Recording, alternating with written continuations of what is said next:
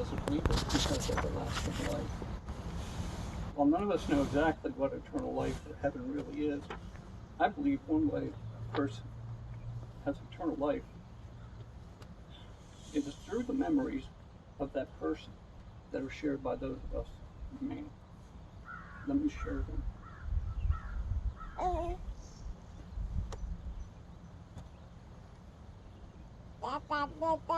Dad and I got along best when we worked together. Physical work, hands-on, hard work. Perhaps the best day with Dad was the day that we built a new spring house for the lake at Camp Vermont. It was a typical summer day. The sun was up early. We cleared the brush around the old spring house, gathered the materials that we needed to construct the new one. Dad showed me how to bust up the old concrete basin using a sledgehammer. As we broke away the pieces, we'd set them off to the side. As I cleared the last of the concrete around the rock ledge, I could see the springs exposed. I could see the cool, fresh water bubbling up. Dad tells me, we'll clear that spot over there as best I could. So I took the sledgehammer. I went to tap on what I thought was a loose rock, and the water stopped. In my mind, I thought, oh God, I killed the spring. So I cleared that stone away with my hands and was about to tell Dad what I'd done. Thankfully, the water started flowing again.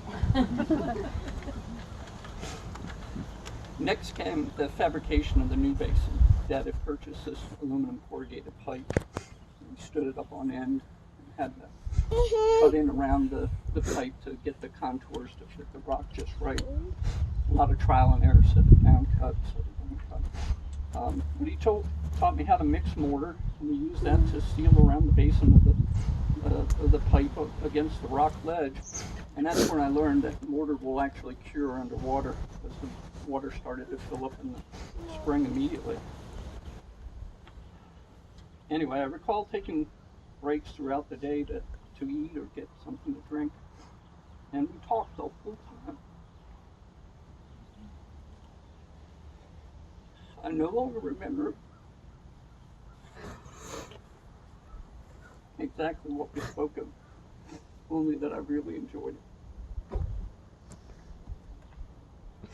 And so it was late in the day, and we're back filling dirt around the spring house, and a plane flew over. And I recognized it immediately. It was a Piper Cub with floats. And the pilot landed on the lake, and he taxied up to the beach at the state park. As we were almost done for the day, I asked him if I could go and see the plane. He finished picking up our tools, and I went off to enjoy another aspect of my life, which was aviation.